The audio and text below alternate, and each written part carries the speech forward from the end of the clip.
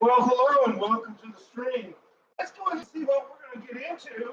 We're going to do part two of the weird person line, open lines on 10/21 of 1997.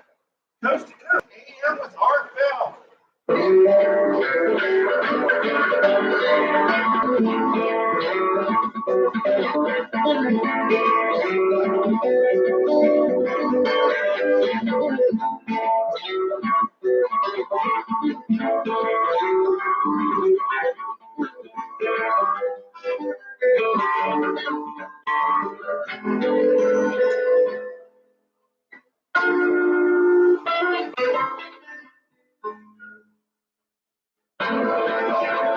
Here, Radio Networks presents Art Bell, Somewhere in Time.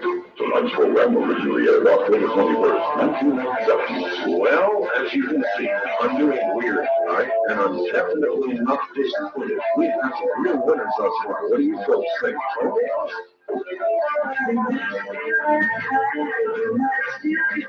it continues. If you qualify as an exceptionally weird person for one reason or another, I have my weird person on the list, and I'm going to be an official judge.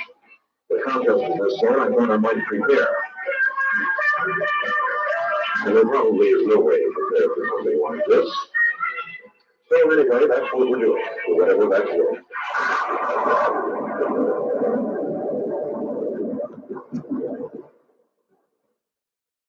This month in the After Dark magazine, read all about the magical powers of the human body, including psychometry, where everyday objects offer portals to other dimensions of information, or orgone energy. Maybe you shook hands with somebody and felt a surge of information about that person. It's all in the March issue of After Dark. Subscribe now by calling toll free to the number 1-888-261-6392. That's 1-888-261-6392. 1-888-261-6392. Now we take you back to the night of October 21st, 1997, on Art Bell, Somewhere in Time.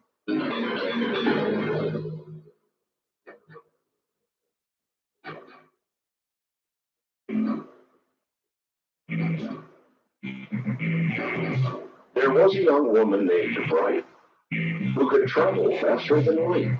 She went up one day in a relative way and returned the previous night.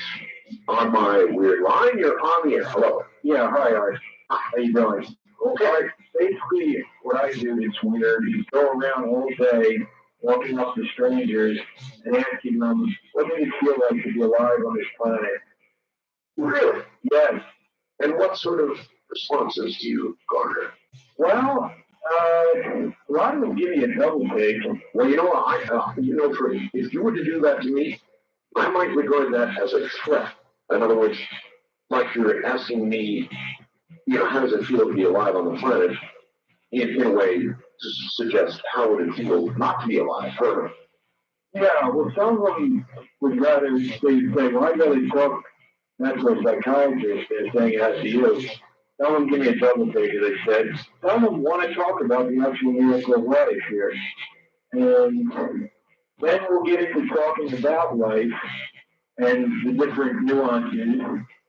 And well, it definitely has its ups and downs. I mean, there's a lot of ways of looking at it. Life sometimes is wonderful, and sometimes it's a total bummer. Yeah, I like to share my personal philosophy, so I'll even put out ideas that, passing people by in the street is a totally unnatural thing. I mean, we all tolerate it, but I like to share that idea with people and see what they think about it. And I'll go do this in malls, in parks, bookstores, train stations, bus stations, wherever I can get around. You probably scare people. Well, if I scare people, I think maybe they're neurotic, Well, there is that. Seemingly, however, my behavior would be taken as neurotic, but instead, well, abnormal. Because the only way we can, normal is a strange kind of word anyway. I mean, what's normal? The only way you can suggest that something is normal is by averages. In other words, that say 9 out of 10 people would say you're neurotic or strange. And so by that measure, I suppose we could say you are, according to the norm, neurotic. That doesn't necessarily make you so, but there's a good chance you are. Yeah, there's a psychiatrist that's dead now named R.D. Lang who spoke to this whole thing, and he said the people that go around the way they do in everyday society, robotic, like dead, this is actually more abnormal than the so-called neurotics. In other words, the way people get each other by in everyday society. And you think it's really dumb that people, in effect, pass each other on the street without any form of communication? Yeah, I think or interaction. Well, see, we're tribal people in a sense, and the way society has been structured, matter of fact, the social nature of us is not social in a natural, intimate sense of the word. No, absolutely not. You're right. We are very distant from each other in modern society, and you are doing your little part to change that. Yeah. Which could land you in a mental institution. Right, now this is what all the prophets did, and they were crazy too. I mean, if they came back today, any of the prophets, they would probably be put in an institution, as you say. Well, I wonder when they put you in and then did your examination and tried to determine if you were sane or not, what a psychiatrist would have to say about you. I think he'd probably be under the old structure, which, tried to put dysfunctional, makes people functional and put them back in a dysfunctional society, which so he tried to cure you. Is impossible. He would try to cure you. Yeah, that seems to be the psychiatrist's way to put people back into a dysfunctional society, so-called functional, which I don't think you can do. Well, I follow you. And I'm calling from King of Prussia, Pennsylvania, okay, which is a strange name. First of all, many people realize what that is. That is an actual town. It's probably a small town, isn't it? Yeah, it has the largest shopping mall, the third largest shopping mall in the country. See, in New York or Los Angeles, you would not actually be thought of as particularly strange, or as, as somebody who stands out because you're going around asking people this question. But I would imagine in King of Prussia, well, they probably think of you as... Well, it also has Valley Forge National Historic Park in it, and one of the biggest malls in the country. So it's a one and the other. In other words, two of the most opposite things you can have, like a natural paradigm combined with the biggest mall, one of the biggest malls in the country. What is the most interesting answer you ever got to your question? Basically, I guess it runs along the line of some of the same things that people say that, just the fact that we have arms and legs here and are standing up is like a miracle in itself. Like, that's very fact, you know what I mean? That is for a lot of people. All right, sir, well, I appreciate the call. I can imagine that you would have some difficulty in a small Pennsylvania town walking around asking people that kind of questions. So yes, you're weird. Probably there are no more than, say, about 5 on a scale of 10. Mr. Watkins, you're on the air. Hi, Art. This is Ray. How are you? How you doing? Not too bad. Should I open line? Absolutely. Okay. Glad you made it back all right. Oh, me too. There were moments when I wasn't sure if I heard. Oh, really? I had one question and one quick comment. I was wondering, did you ever contact the Malachi Martin before you went? Yes. Some of the secret places I did, but the problem was the father's contact at the Vatican was at that time in South America, preparing for the Pope, because you remember the Pope was going to South America. And so his contact was not in place, and we didn't get to do it. Okay, well, I just have one little comment. I was I've never heard brought up. It can only be one of two ways. One, something actually crashed that was totally unknown, and they happened. Or two, But people feeling confident in charging our nuclear weapons have clear areas in the first. Well, if you're worried about our official vote with regard to nuclear weapons, you better look at what's going on over in Russia. That was really scary. There's a two-case news connection on experience, 100 of them. Yeah. What would you do with this case news? What would you do with it? Well, I wouldn't want one. So let's say you were given one. Yeah. Right. Free of charge. Okay, so all yours. Well, I don't know if that's a question I can answer. I can't even imagine having something like that. That's just a lot of personal power. Yeah. A lot of responsibility. Well, that's what power is. Yeah. Well, anyway, you think that over, and if you ever come up with an answer, call me. Sure will. All right. Take care. All right. Now, what would you do in one of those 100 suitcases? Well, I'm telling you. No big changes. No problem. Do something else. On my weird line, you're on the air. Good morning. Yes, I just called me, Lee, from Alabama. Okay, me from Alabama. Actually, I'd like to talk about something about doing research. I like to think that we talked about the scientists, having these problems or these symptoms.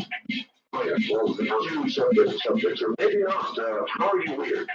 Okay, I walk around with money in my shoes. I've got 4 shoes, and the rest of my shoes are sandals and high heels. And the largest amount of money I walk on is at least $4. Well, why do you do that? I am kind. Well, this is money that I find in Coffee Mart, things like that, and I put it in the right shoes. And I get money within a couple of days. It may not be money, most of it's money. So in other words, it is your theory that if you find money or even put money in your shoe, that will cause you to find money. Well, most of it, when I put the money in my shoe and walk on it, it's, I attended money given to me. Wow. And one time I found a bond in Liverpool, that bulky more than I find usually. And I thought, well, I wonder what I'm going to get for that. And I was getting $300 within 2 days later. And people laugh at me because when I take the keys off somewhere when they're sitting around, there's always change in my shoes. Every pair that I have except my sandals and my heels have money. How did you discover that this works? Well, the Bible says whatever the soul of the feet tread on, their shine prevent. Boy, you're talking about money there, though. Well, the soul of my feet on it. Well, you can't argue with success. Well, now, can I mention that about the torsos that they're inventing for the parts in the park? Absolutely. Did you see it on television? It was on either hard copy or express, I'm not really sure. First this week where this doctor was on there that he had successfully removed the head from a baboon and put it on another one. Oh, And he wants to do this in humans. And the show is Paralympic wheelchair.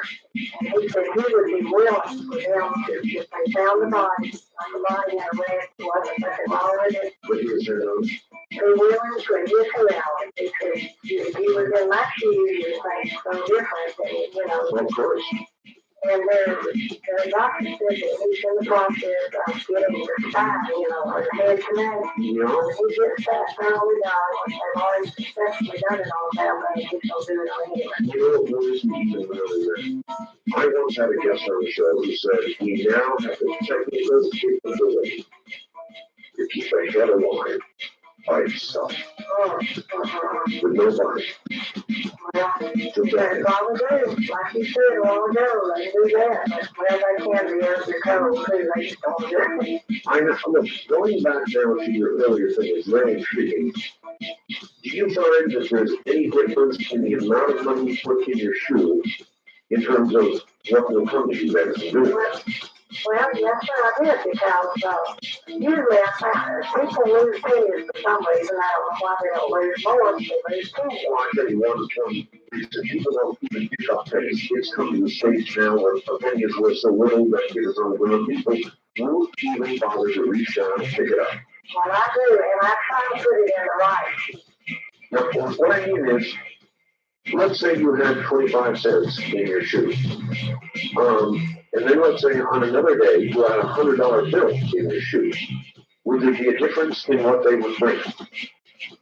I believe it. Well, yes, from what I'm doing on the small change that I have, I know because I haven't put $100 bill in there. That's kind of, right out there. But, well, $100 bill, all things considered, would be easier to walk on than say 25 cents. Yes, it would. It seemed like the money that I had placed in my shoe has been money that I found. It seemed like just finding it kind of adds to I understand. the ability that was going to happen. Like I found the dime and the nickel. And I thought, gosh, wonder what that's going to bring. And I got $300. And essentially, within about 2 days. Totally cool. 15 and 15 is 30. Like thank you in your favor. Like sure. All right, thank you very much. That's pretty cool. I'm going to have to give that a try. Has any of the rest of you ever done that? You find money, change, small change, pennies even, and put it in your right shoe. And then within a day or two, money will come to you through some, unexpected way. Somebody will hand you money, bank error in your favor, whatever, you will make money. I've always had to think about pennies, and I always pick them up. Very important to me. I feel as though if I ever leave a penny, I know this is, it's very superstitious, but if I ever leave a penny, I think that I will have terrible financial trouble, so I don't do it. I always pick up pennies. Ron Hardline, you're on the air. Hi. Yes. Good morning. Good morning, Mr. Bell. It's an honor to speak to you, and welcome back to your trip from Egypt. I see you. From the Area 51 line and the MIB line and all that. Oh, That's no problem. Yeah, That's all. How do you like it? oh, Steve, it is so good. Thank you. I've been ordered to return tonight and actually defend David Jones. Really? Yeah, the earlier caller. And actually, I do agree. I would like to defend David Oaks, but first I think I need to apologize for what I said in reverse about him being a rotten schmuck. So sorry, David. For having it, people can't control what they say in reverse. I know that. But you and I were talking about the NASA PR men, and I was thinking about them. Yep. So I think I was talking about them. Not to be. And you know where there was the other reversal where I said I beefed it up? Yep. That was the security, Area 51 I was thinking about. Oh. And where I said I make it up at the beginning, I was talking about my name. I was going to use Richard Charles Holden's first two names and call myself Ricardo Carlos. Yes. But I couldn't get the Spanish accent right. I see. And stole my life reversal. You know, the men in black? Yes. I was thinking about the women in black. See, I tell the men in black what to do, but the women in black tell me what to do, and I was thinking about that. That's what I meant by stealing my life. And I bet you're interested in trying the script. Vaguely. Find the script for reversal. It was on the other side of the room, and I didn't have it with me. And we had one reversal, David did. It said, I'm arrogant. But I was actually thinking in my mind, it was near the end of the call, I was thinking, I'm going to have to be on the air again. And that's why that happened like that. He said on another reversal that I pierced a big enemy. But that was actually me saying I fear it's the big enemy. And I also can tell you why you were knocked off the air that night. Why? You were knocked off the air by the Supreme Commandant. Of what? Of the Palladian Alliance. She told me all about it and showed me a 3D image of the caller called David from Philadelphia, who should have sent you a package by now. And, Really, I mean, there was. well, he will. And he believes it's a hoax now. But he doesn't realize that he has been forced to believe that he hoaxed the call. That it was, the call was timed. His call, he was forced to time his call to when he launched out the satellite. So that it would create more credibility. So it was definitely a she who did it. Yes, yes. And she wanted me to tell you about Ed Dames and his explanation for life over Phoenix. Yes. Since Ed Dames has been in the government, since the time he left, the government's got new and more advanced remote viewers, and they're so advanced that the government has backed them out of Phoenix on the day they knew that Ed Dames and so they should be remote viewing, find out what the life form.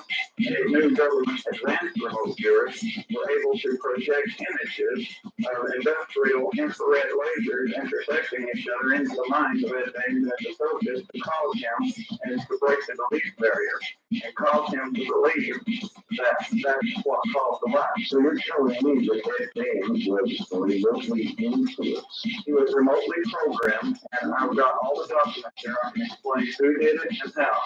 And I can even tell you something about Bill Clinton visiting South America and how he visited those military families down there. All right, well, we'll have to leave it there. We're at the top of the hour. Thanks for all of that info, and we'll have to check with us and see what he thinks. We'll be right back. Stay right with us.